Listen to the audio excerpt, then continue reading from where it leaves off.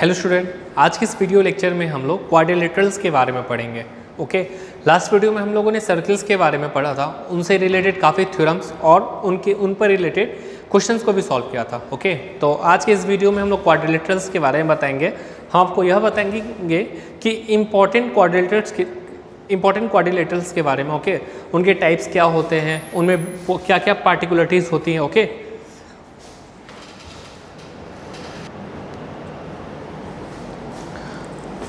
तो चलिए बच्चों, हम लोग क्वाड्रिलेटरल्स के बारे में सीखते हैं। तो सबसे पहले तो हम लिख लें मैथमेटिक्स।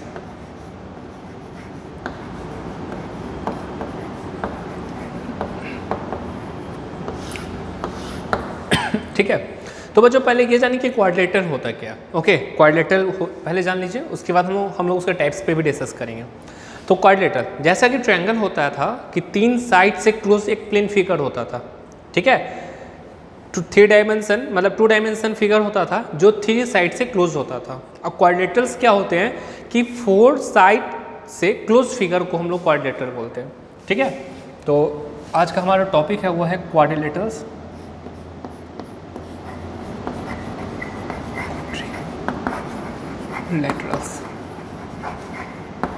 ठीक है, तो जैसे ही देखिए बच्चों, ये आपका एक साइड ये हो गया, एक साइड ये हो गया, एक साइड ये हो गया, एक साइड ये हो गया ना।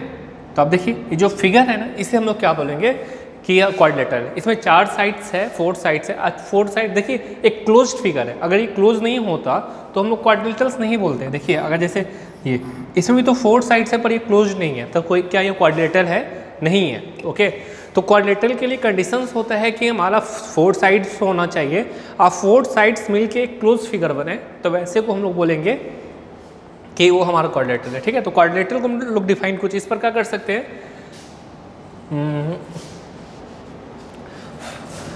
Closed area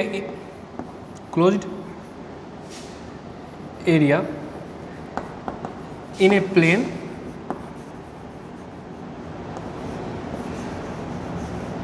bye 4 sides. ठीक है, क्लोज्ड एरिया, देखिए एरिया, कुछ एरिया तो होता ही है, मतलब एक प्लेन में कुछ पार्टिकुलर एरिया जो 4 साइड्स के द्वारा क्लोज्ड है, उसे हम लोग क्या बोलेंगे कि वह हमारा क्वाड्रिलेटरल है, इज कॉल्ड क्वाड्रिलेटरल्स।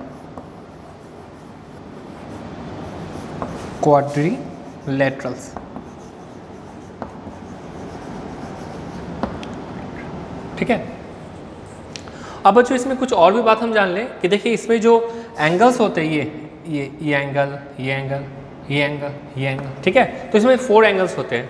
तो इसके प्रॉपर्टीज़ में हम लोग लिख सकते हैं, प्रॉपर्टीज़ में it has in a quadrilateral, in A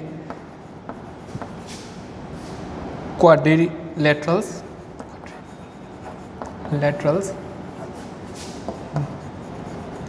there are 4 angles. ठीक है, इसमें 4 एंगल्स होते, देखिए 4 एंगल हो गया। ओके, और क्वाड्रिलेटरल का अगर बात किया जाए तो देखिए ये आपका डायगोनल का एक ये डायगोनल है और ये एक ये डायगोनल है। डायगोनल का मतलब क्या होता है? अपोजिट वर्टेक्स को मिलाने वाला जो लाइन होता है उसे हम डायगोनल बोलते हैं। आई होप आप लोगों ने प्रीवियस क्लासेस में पढ़ा होगा, फिर भी देख लीजिए कि जो अपोजिट आपका देखिए 4 वर्टेक्स है, वर्टेक्स ए, इसका एक नाम दे दीजिए ए, बी, सी, डी। इसे तो हम लोग बोलेंगे ए का एडजेसेंट में आपका बी और डी है ना, तो इसके अपोजिट कौन से हो जाएंगे? डी हो जाएंगे। मतलब ए, वर्टेक्स ए और वर्टेक्स सी को जो मिलाने वाला लाइन है ए सी, वो आपका क्या हो जाएगा? वो आपका डायगोनल हो जाएगा। Okay,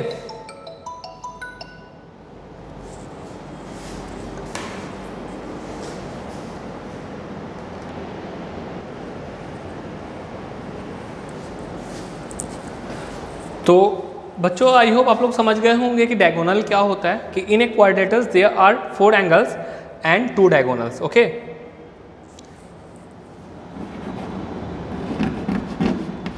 and 2 diagonals.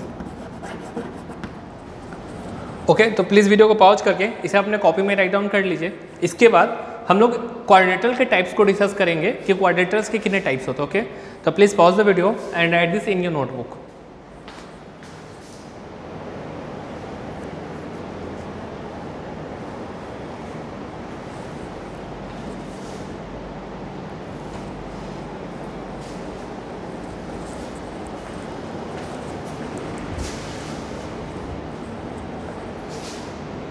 I hope आप लोगों ने इसे अपने कॉपी में राइट डाउन कर लिया होगा। तो चलिए अब हम इसके टाइप्स को डिस्कस करेंगे।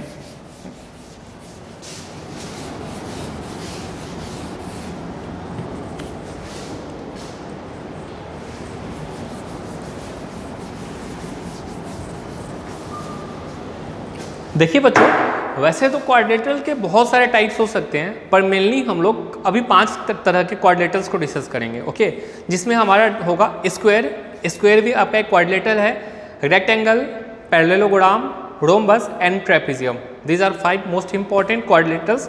ठीक है, तो इसी 5 क्वाड्रिलेटरल्स के बारे में हमको बताएंगे, उसकी प्रॉपर्टीज़ के बारे में बताएंगे और उसके बाद उन पर बेस्ड क्वेश्चंस को भी बताएंगे। ओके, तो पहले हम क्वाड्रिलेटरल्स के बारे में जान लें। तो सबसे पहला जो आता है आपका होगा स्क्वायर।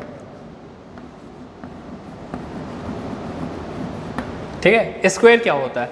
तो बच्चों वैसा क्वाड्रिलेटरल्स, ठीक है, वैसा क्वाड्रिलेटरल अभी हम आपको बताए थे को क्वाड्रिलेटरल्स में 4 साइड्स होते हैं। ओके, तो वैसा क्वाड्रिलेटरल जिसके 4 साइड हो और चारों के चारों लेंथ इक्वल हो। ओके, तो जैसे एग्जांपल के तौर पे देखिए यहाँ पे,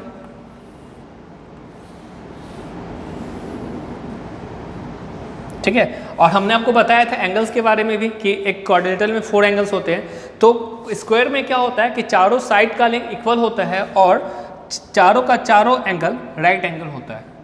ठीक है, तो मतलब ABCD। ठीक है, इसे याद रखिएगा बच्चों, बहुत ही इंपॉर्टेंट बात है। ये आपको क्लास 10 तक में जो ऐसा जरूरत पड़ेगा इस क्वाड्रिलेटरल्स के बारे में। तो स्क्वायर का डिफिनीशन हम लोग कैसे बोल सकते हैं? एक rectangle whose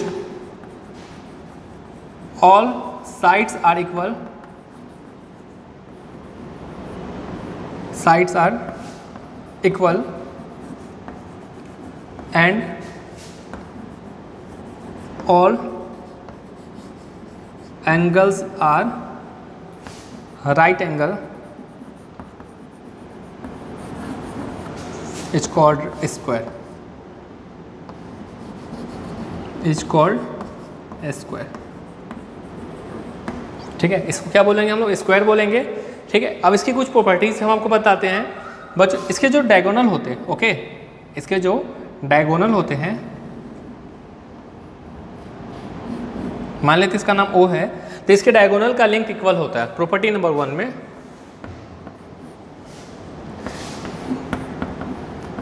diagonal lengths are equal. ठीक है, और तो और बच्चों इसके डायगोनल एक दूसरे को परपेंडिकुलर बाइसेक्ट करते हैं। ये खास बात है, इसे याद रखिएगा कि स्क्वायर में के जो डायगोनल्स होते हैं एक दूसरे को परपेंडिकुलर बाइसेक्ट करते हैं। एक इंपॉर्टेंट बात है, their diagonal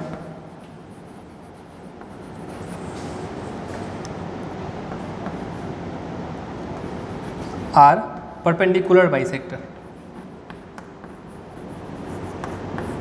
there diagonals are हटा दीजिए, their diagonals perpendicular bisect each other.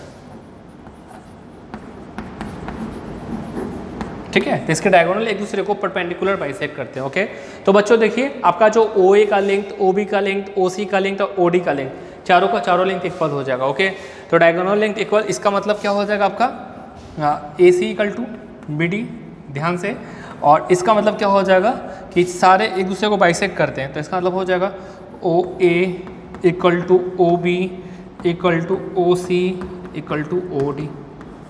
ठीक है बच्चों, तो इसे अपने कॉपी में अपने राइट डाउन कर लीजिए। और बहुत इंपॉर्टेंट बात है, इसके प्रॉपर्टी से रिलेटेड काफ़ी क्वेश्चंस आपको 9th में भी पूछे जाएंगे और क्लास 10th में भी आपका इसका काफ़ी ज़रूरत पड़ेगा। ओके, तो प्लीज़ वीडियो को पॉज करके इसे अच्छे से अपने कॉपी में राइट डाउन कर लीजिए। इसके बाद हम लोग इसके नेक्स्ट टाइप को डिस्कस करेंगे।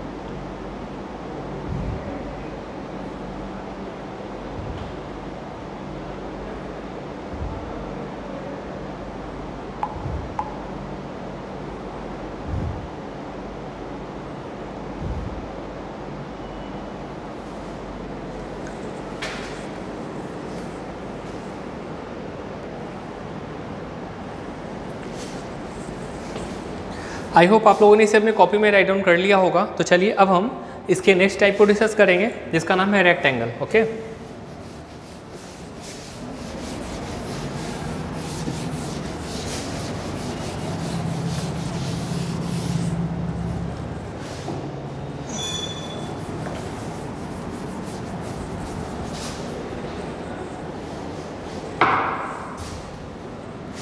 दूसरा है रेक्टेंगल।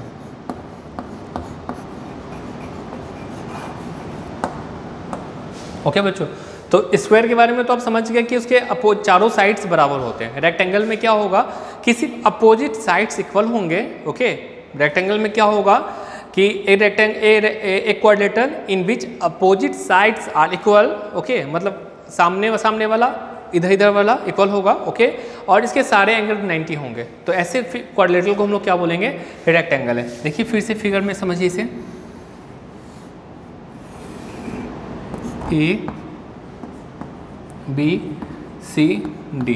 ठीक है, अगर ए बी का लेंथ और सी डी का लेंथ और ए डी का और सी बी का लेंथ इक्वल है, ठीक है, ए बी और सी डी का लेंथ आपस में इक्वल है, ठीक है, और ए डी और बी सी का लेंथ आपस में इक्वल है, तो ऐसे फिगर को हम लोग बोलेंगे क्वाड्रिलेटरल है। ओके, और इसके चारों एंगल्स होते हैं वो क्या होता है, 90 डिग्री होता है। तो ऐसे फिगर को हम लोग बोलेंगे क्या, कि हमारा रेक्टेंगल है। तो रेक्टेंगल को डिफाइन कुछ इस प्रकार कर सकते हैं, एक क्वाड्रिलेटरल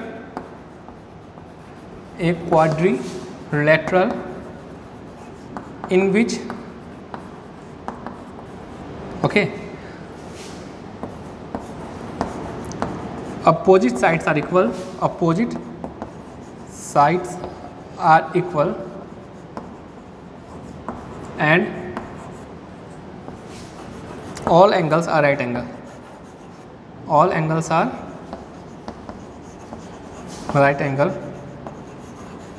ठीक है, all angles are right angle is called rectangle। ठीक है बच्चों, इसे हम लोग क्या बोलेंगे, रेक्टेंगल बोलेंगे। और देखिए इसके डायगोनल जो होते हैं वो भी आपस में इक्वल होता है। ओके, पर एक दूसरे को परपेंडिकुलर बाइसेक्ट नहीं करता। बाइसेक्ट तो करता है पर परपेंडिकुलर बाइसेक्ट नहीं करता। मतलब क्या कि स्क्वायर के केस में यहाँ पर 90 बनता था और यहाँ पे 90 नहीं बनेगा। ये इम्पोर्टेंट, थोड़ा सा इम्पोर्टेंस है, थोड़ा सा इसका भी यूज आपको करना पड़ सकता है कि रेक्टेंगल स्क्वायर के केस में डायगोनल जो होते हैं एक दूसरे को परपेंडिकुलर बाइसेक्ट करते हैं, और रेक्टेंगल के केस में एक दूसरे को सिर्फ बाइसेक्ट करते हैं, परपेंडिकुलर नहीं होगा। ओके, तो इसके प्रॉपर्टी में आप लिख सकते हैं, प्रॉपर्टीज 1 में कि their diagonals are equal, dear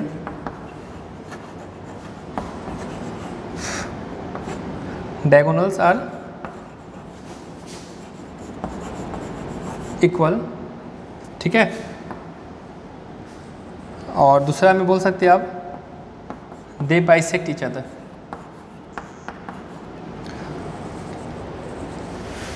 नहीं, इसको इसी में लिख लीजिए, the diagonals are equal and bisect each other, bisects each other. That इसका मतलब क्या होगा, देखिए इसमें जो डायगोनल होंगे आपका ए सी और बी डी वो तो बराबर होगा, ठीक है, और साथ में जो अदर पार्ट आपका ओ बी ओ ए, ओ बी, ओ सी और ओ डी, ये चारों भी बराबर होंगे। ओके, देखिए ये जो प्रॉपर्टी है ये तो स्क्वायर्स में भी था और रेक्टेंगल में भी है, बस डिफरेंसेस कहाँ पे आपको आता है, 90 वाले पे। स्क्वायर के केस में डायगोनल एक दूसरे को परपेंडिकुलर बाइसेक्ट करते हैं और रेक्टेंगल के केस में नहीं करते। ओके, तो प्लीज़ वीडियो को पॉज करके आप इसे भी अपने कॉपी में राइट डाउन कर लीजिए। इसके बाद हम लोग थर्ड टाइप की ओर डिस्कस करेंगे जिसका नाम है पैरेललोग्राम। ओके,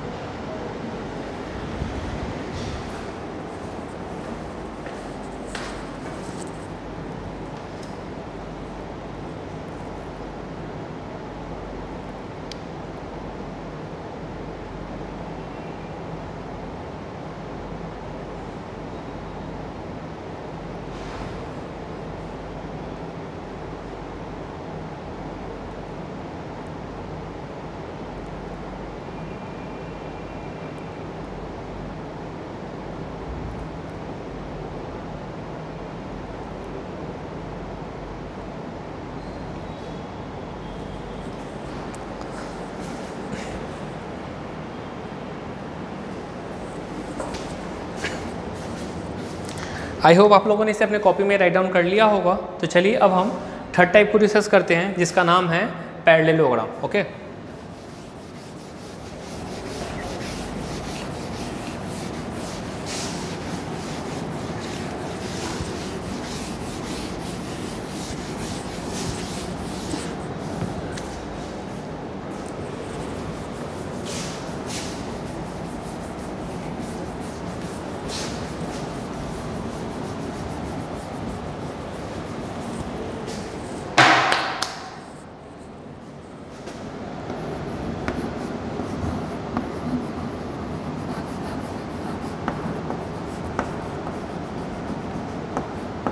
ठीक है, parallelogram.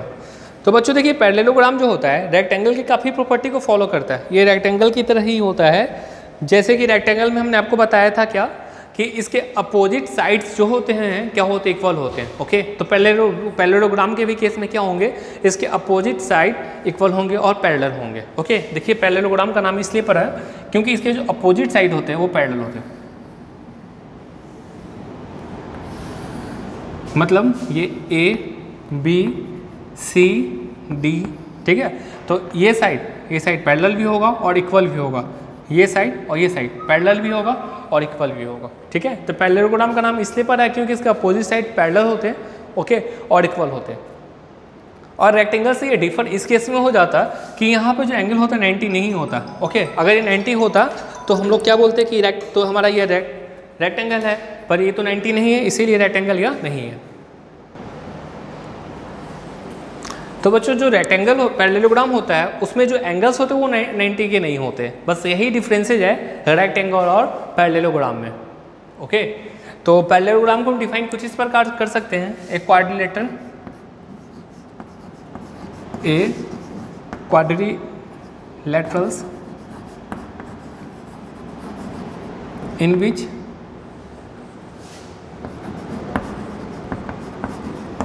opposite sides are equal and parallel.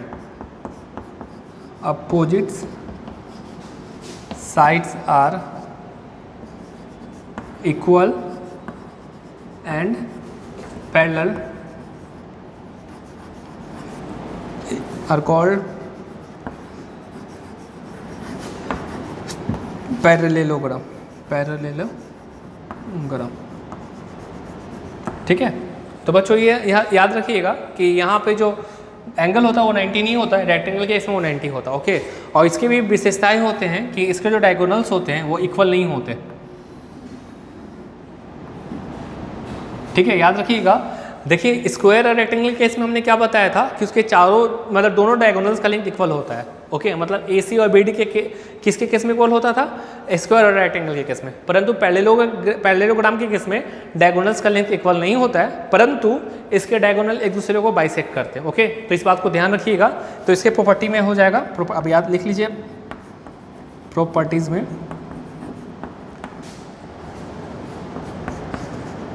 There diagonals are not equal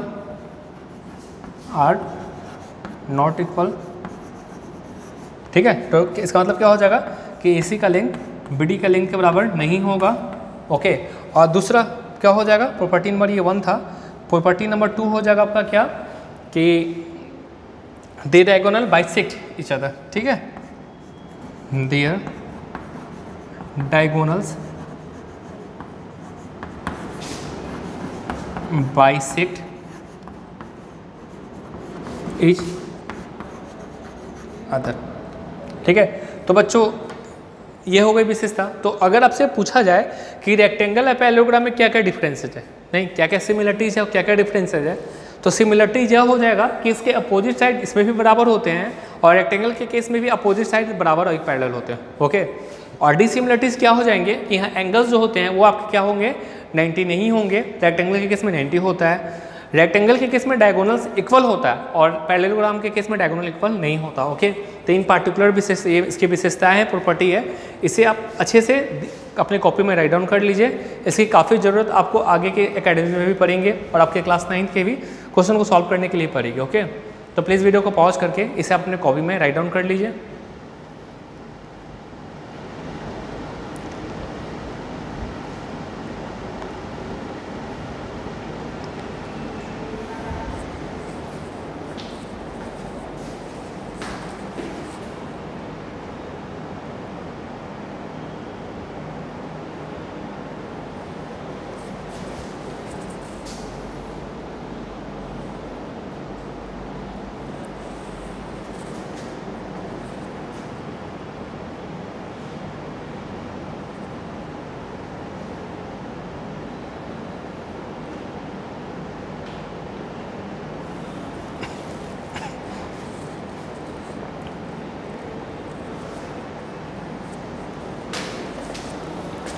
I hope आप लोगों ने इसे अपने कॉपी में राइट डाउन कर लिया होगा। तो चलिए अब हम इसके नेक्स्ट टाइप को डिस्कस करेंगे, जिसका नाम है rhombus.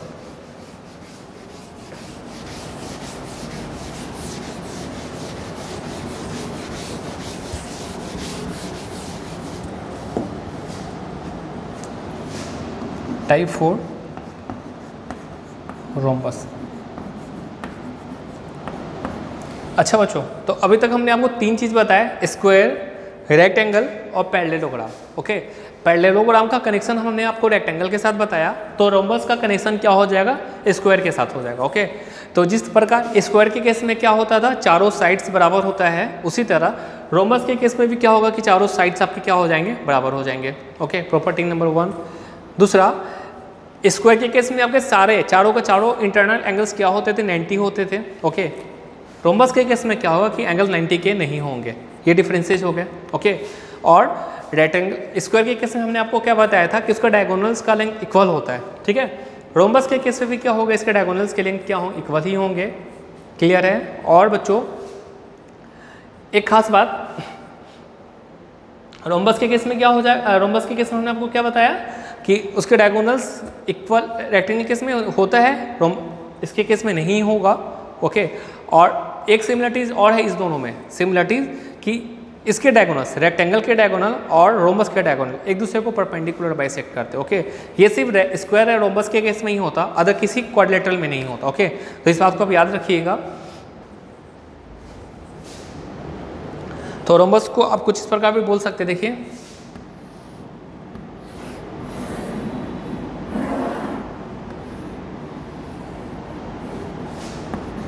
A B C D। ठीक है, तो ये रेक्टेंगल से जस्ट स्क्वायर से बस थोड़ा सा डिफर हो जाता है, कहाँ पे, ये इस एंगल के मैटर पे और डायगोनल के मैटर, बाकी सारा प्रॉपर्टी ये सेम ही है स्क्वायर के बराबर। ठीक है, तो आप इसे डिफाइन कुछ इस प्रकार कर सकते हैं,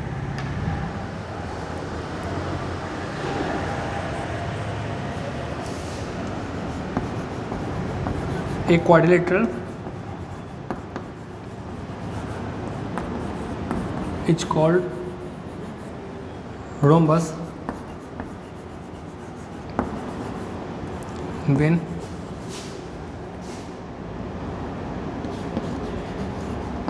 there all sides are equal and their angles are not equal. और इसको ये भी बोल सकते हैं right angle.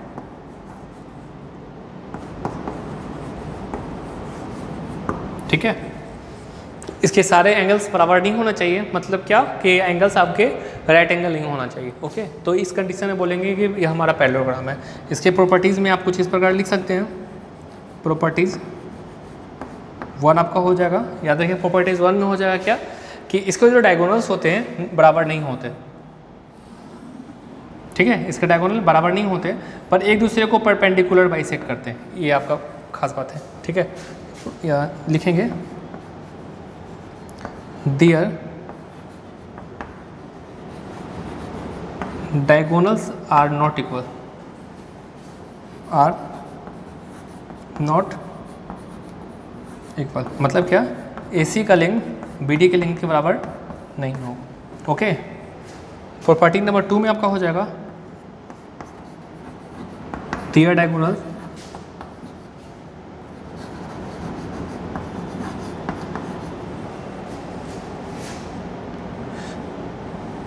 Perpendicular bisect each other, perpendicular bisects each other. ठीक है, पर इसका याद रखिएगा कि OA का लेंथ और OC का लेंथ बराबर होगा और OB का लेंथ और OD का लेंथ बराबर। ठीक है, तो इसे अपने कॉपी में राइट डाउन कर लीजिए तो प्लीज़। ठीक है, और बच्चों ये काफ़ी इंपॉर्टेंट कंसेप्ट है। अभी तक हमने आपको 4 कंसेप्ट्स के बारे में बताया, स्क्वायर के बारे में, रेक्टेंगल के बारे में, पैरेललोग्राम के बारे में, रोम्बस के बारे में। ओके, इसके बाद हम लोग नेक्स्ट टाइप को डिस्कस करेंगे जिसका नाम है ट्रेपीजियम। ओके, तो प्लीज़ वीडियो को पॉज करें और इसे अपने कॉपी में राइट डाउन कर लें।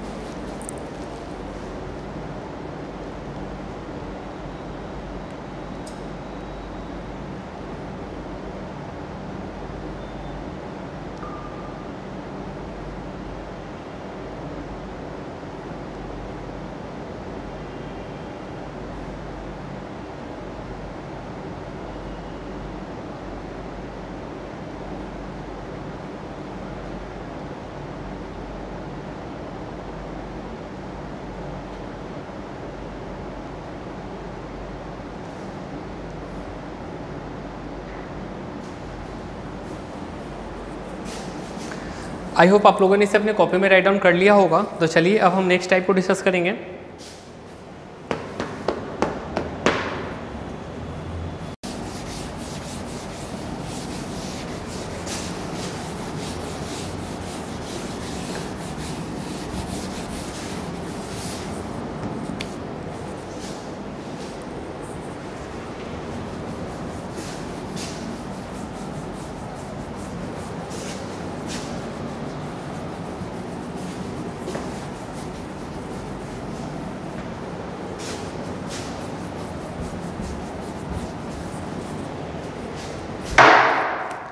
ओके, तो बच्चों हमारा जो अगला टाइप है वो है ट्रेपीजियम। ठीक है,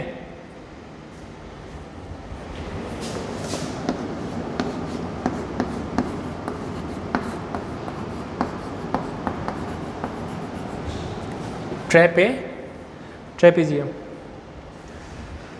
तो बच्चों इसको बताने से पहले हम आपको बता दें कि अभी तक हमने आपको 4 क्वाड्रिलेटरल्स के बारे में बताया। ओके, और उस चारों के केस में मतलब स्क्वायर, रेक्टेंगल, पैरेललोग्राम और रोम्बस के केस में उसके अपोजिट साइड्स का लेग इक्वल और पैरेलल होता था उनके। ठीक है, उनके अपोजिट साइड्स पैरेलल ही होते थे, मतलब अपर डाउन और लेफ्ट एंड राइट, मतलब साइड अपोजिट साइड्स पैरेलल भी होते थे और इक्वल भी होते थे। परंतु यह ट्रेपीजियम एक ऐसा टाइप्स है जिसमें अपोजिट साइड्स पैरेलल और इक्वल नहीं होंगे,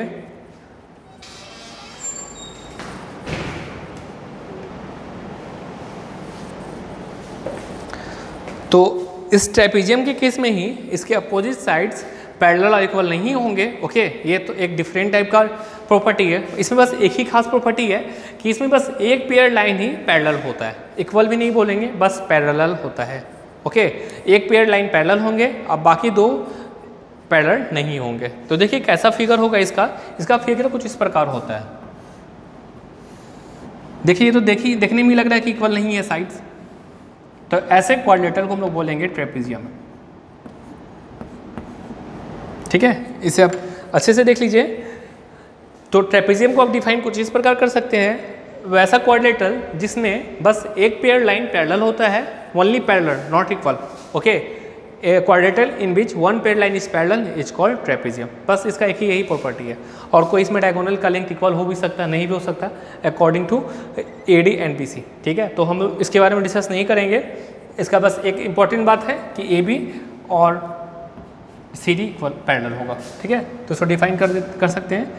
एक quadrilateral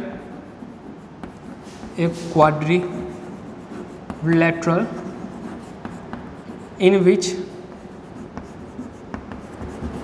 a pair of line is parallel, a pair of line is parallel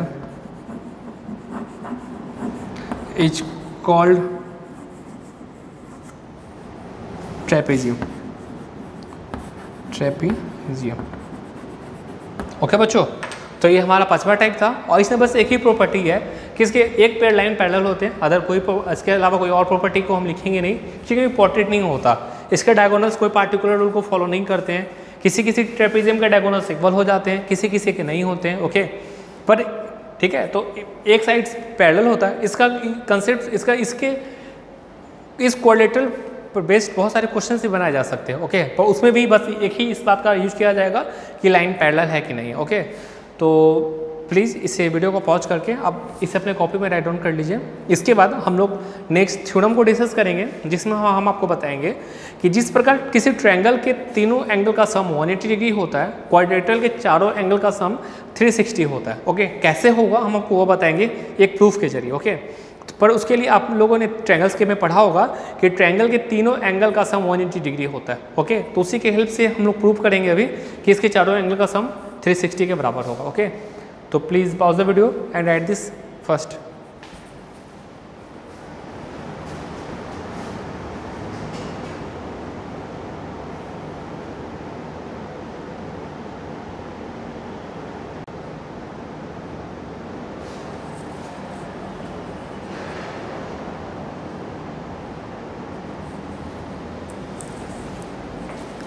तो आई होप आप लोगों ने इसे अपने कॉपी में राइट डाउन कर लिया होगा। तो चलिए अब हम नेक्स्ट थ्योरम की ओर मूव करते हैं। तो बच्चों हमारा जो नेक्स्ट थ्योरम कुछ इस प्रकार है कि प्रूफ करना है कि क्वाड्रिलेटरल के चारों एंगल का सम 360 होता है, ठीक है।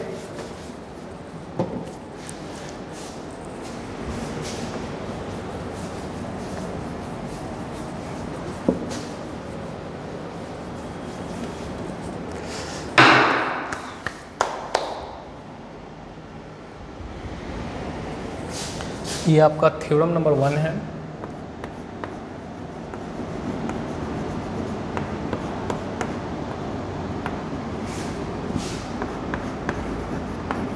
The sum of all four angles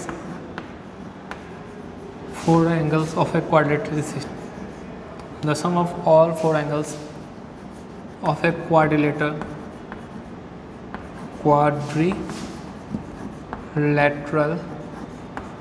is 360 degree, ठीक है। याद रखना, आपको क्या प्रूव करना है अभी कि किसी भी क्वाड्रिलेटरल के 4 एंगल का सम 360 होता है, ओके बच्चों।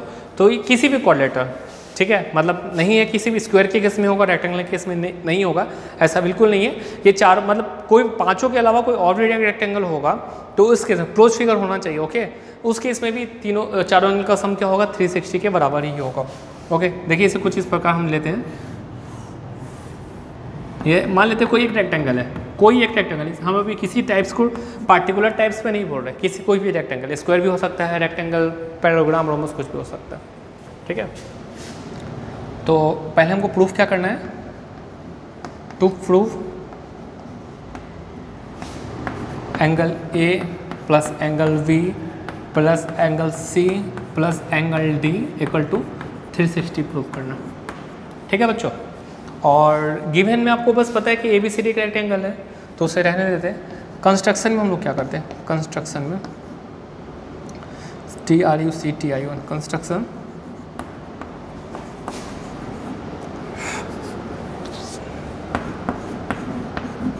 Draw a diagonal A to C, draw a diagonal A to C, ठीक है। तो हम ए से सी पे एक डायगोनल ड्रॉ करते हैं, देख लीजिए ये आपका डायगोनल है, ठीक है। अच्छा बच्चों आप देख सकते हैं फिगर में क्लियरली कि आपको दो तरह के ट्रायंगल बन रहा है, ओके। एक आपको ट्रायंगल बन रहा है ABC और दूसरा बन रहा है ACD, ओके। दो ट्रायंगल आपके बन रहे हैं। ट्रायंगल कौन कौन से है, एक है आपका ABC और दूसरा आपका कौन सा है ADC, ओके। और आप जानते हैं कि ट्रायंगल के तीनों एंगल का सम क्या होता है, ट्रायंगल के तीनों एंगल का सम होता है 180, ओके। तो प्रूफ में देखिए हम यहाँ से चलेंगे और आपका ऑटोमेटिक ये जो गिवन स्टेटमेंट आ जाएगा, ठीक है। तो एंगल ए जो है आपका दो पार्ट्स में डिवाइड हो रहा है, ओके। तो मान लेते हैं ये आपका एंगल 1 है, ये आपका एंगल 2 है। एंगल 1 प्लस एंगल 2 आपका एंगल ए के बराबर हो जाएगा, ओके। और इसे हम लोग एंगल 3 मान लेते हैं और इसे 4 मान लेते हैं। अब बच्चों क्लियरली फिगर से दिख रहा है आपको कि angle 3 plus angle 4 equal to angle C हो जाएगा, इसमें कोई डाउट नहीं होगा आपको, ठीक है। तो प्रूफ में हम लोग देखेंगे in triangle ABC as we know know sum of all angle of a triangle of a is 360 sorry 180 ना, ट्रायंगल के केस में तो 180 डिग्री होता है, ठीक है। Therefore angle 1 plus angle B plus angle 3 equal to 180 degree. Equation 1 बच्चों देखिए ABC में तो आपका एंगल 1 ही आ रहा है ना, एंगल B और एंगल 3, ठीक है। इसका सम हो जाएगा आपका 180 degree. And in triangle ADC, ठीक है। उसी तरह angle 2 plus angle D plus angle 4 equal to ये भी हो जाएगा 180 डिग्री। इक्वेशन 2। अब हम क्या करते हैं ना, इक्वेशन 1 को और इक्वेशन 2 को ऐड कर देते हैं बच्चों, ओके। तो देखिए जब इस दोनों को ऐड करेंगे तो 180 तो 360 हो जाएगा, ओके। आप एंगल 1 प्लस एंगल 2 आपका क्या हो जाएगा, angle 1 plus angle 2 angle A हो जाएगा, ठीक है। तो वैसे लिखते हैं एंगल A, ठीक है। आपका ये हो गया कम। एंगल B है, ठीक है। देखिए एंगल 3 और एंगल 4 आपका क्या हो जाएगा, एंगल 3 और एंगल 4 एंगल C के बराबर हो जाएगा, एंगल C, ठीक है। आपका यह हो गया, ये भी हो गया, और एंगल D। ये तीनों चारों जब पूरे को ऐड करने पर आपको ये ABCD आ गया, जो कितना के बराबर आ जा रहा है, 360 के बराबर आ गया। प्रूव्ड। तो बच्चों यहाँ पे आप लिख दीजिएगा ऐड इक्वेशन 1 एंड 2। 1 एंड 2 करने पे आपको ये आ गया, ठीक है। और यहाँ पे एक स्टेटमेंट आप ये भी लिख लीजिएगा, angle 1 plus angle 2 equal to angle A और angle 3 plus angle 4 equal to angle C और 4 equal to angle C, okay. तो इस बात को ध्यान देते हुए, ठीक है, आप इन सभी को अपने कॉपी में राइट डाउन कर लीजिए। ये बहुत इंपॉर्टेंट बात है कि किसी भी क्वाड्रेटरल का सम 360 होता है, कैसे होता है, ओके। तो इसे हमने प्रूव कर दिया है। तो please pause the video and right this in your notebook. अब हम इन पर बेस्ड कुछ क्वेश्चंस को सॉल्व करने वाले हैं। तो सबसे पहले तो इसे राइट डाउन कर लीजिए, इसके बाद हम लोग डिस्कस करेंगे कुछ क्वेश्चंस को।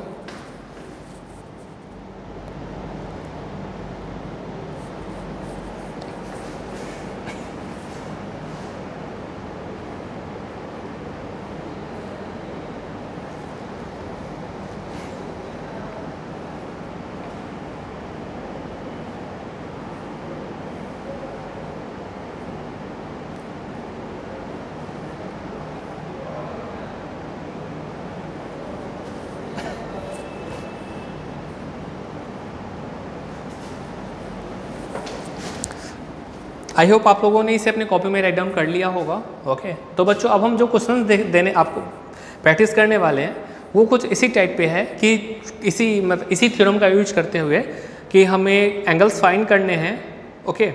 और आपको सारे एंगल्स का रेशियो गिवन है, ओके। आपको एंगल नहीं पता, आपको एंगल्स के रेशियो गिवन है और आपको सारे इंडिविजुअल्स एंगल फाइंड करने हैं, ओके। तो चलिए हम क्वेश्चंस को देखते हैं। पहले तो हम इसे इरेज कर लें।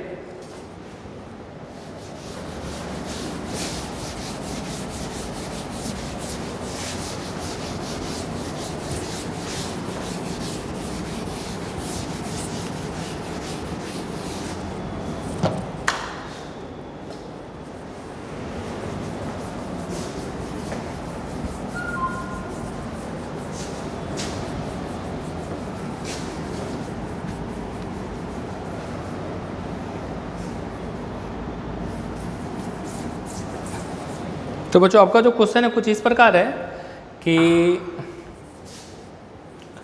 हम आपको क्वेश्चन पहले डिक्टेट कर दे रहे हैं, फिर राइट डाउन कर देंगे। The angles of a quadrilateral are in the ratio 2, 4, 5, 7, 2:4:5:7। Find the angles, okay. Question आपको कुछ इस प्रकार है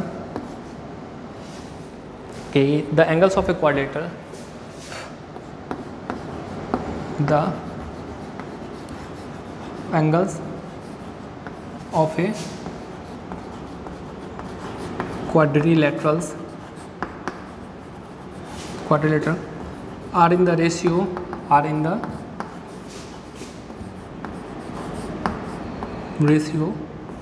2:4:5:7 5:7.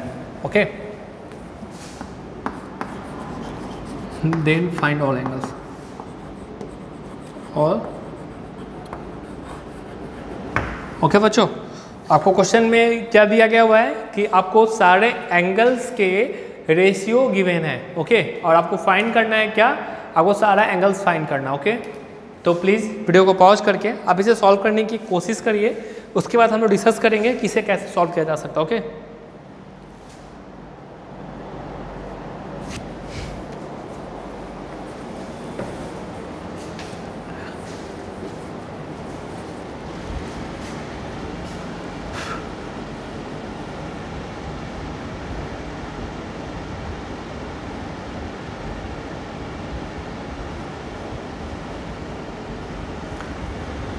आई होप आप लोगों ने इसे अपने कॉपी में राइट डाउन कर लिया होगा। तो चलिए अब हम इसके सॉल्यूशंस को डिस्कस करते हैं। तो बच्चों हम जानते हैं, हमने आपको जस्ट अभी थ्योरम में बताया था कि क्वाड्रिलेटरल के चारों एंगल का सम क्या होता है, 360 होता है। ओके, और हमें जो है एंगल्स का रेशियो पता है, क्या है, 2:4:5:7।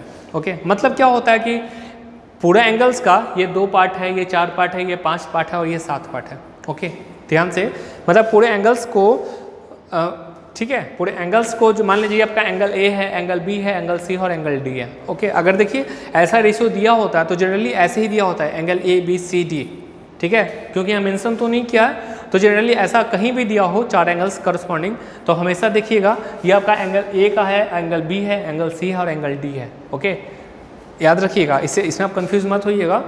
इसे हम लोग रैंडमली किसी को एंगल ए किसी को एंगल बी नहीं मान सकते। ऐसा नहीं कि ये एंगल ए होगा, ये एंगल बी होगा, ये एंगल सी और एंगल, ऐसा नहीं, डायरेक्टली हम लोग angle A B C D मानेंगे। क्लियर है?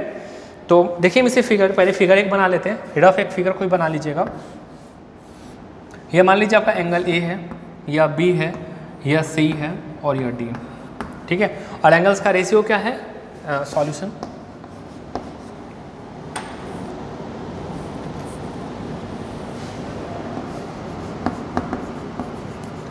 given ratios of angle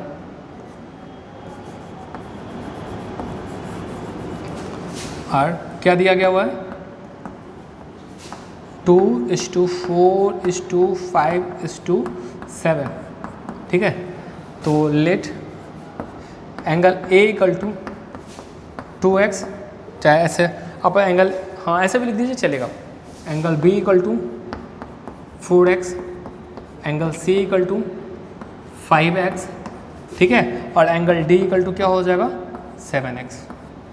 यहाँ लिख दीजिएगा नीचे में, here x is a constant, x is a constant. ठीक है, x यहाँ तो एक कांस्टेंट है। और बच्चों अभी हम लोग पढ़े थे थ्योरम में क्या, कि क्वाड्रिलेटरल, किसी भी क्वाड्रिलेटरल के चारों एंगल का सम 360 होता है। तो यहाँ पे लिख देंगे, as we know sum of all angle of a quadrilateral, sum of all angle of a quadrilateral of a quadrilateral is 360 degree. Okay, 360 होता है ना, तो इन सभी का सम भी तो 360 के बराबर होना चाहिए।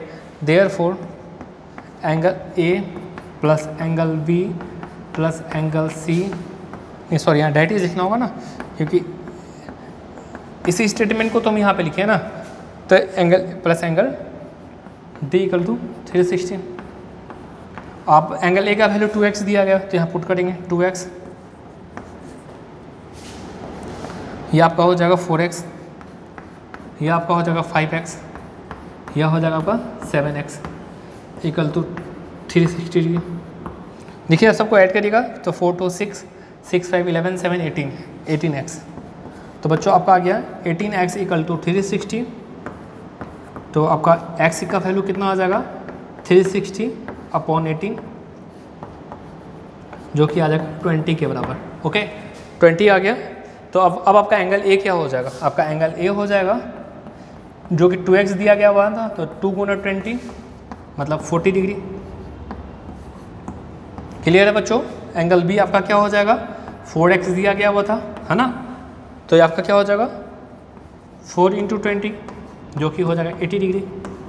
आपका एंगल सी बच्चों क्या हो जाएगा, जो कि दिया गया था 5x, है ना। तो ये क्या हो जाएगा 5 × 20, तो जो हो जाएगा आपका 100। और एंगल डी क्या हो जाएगा आपका 7x, है ना, 7x दिया हुआ है ना, 7x, ठीक है। तो ये हो जाएगा 7 × 20, जो कि हो जाएगा आपका 140 डिग्री, ठीक है। तो इस प्रकार हमने सारे एंगल्स फाइंड कर लिए हैं। और बच्चों देखिए, अगर आप इन एंगल को भी ऐड करिएगा तो 360 ही होगा। 40, 80, 120, 220, 220 प्लस 40, 360, ठीक है। तो इस प्रकार हमने इस क्वेश्चन को सॉल्व कर लिया। बच्चों काफ़ी इंपॉर्टेंट क्वेश्चन है, ऐसे क्वेश्चन जनरली आपके एग्जाम में पूछे जा सकते हैं। ओके, तो बच्चों आज के क्लास में हमने आपको बस क्वाड्रिलेटरल के बेसिक्स के बारे में बताया और आपको एक थ्योरम के बारे में बताया कि कैसे किसी क्वाड्रिलेटरल के चारों एंगल का सम 360 होता है। ओके, और उन पर बेस्ड हमने क्वेश्चन भी बताया। तो आज की इस वीडियो लेक्चर में इतना ही।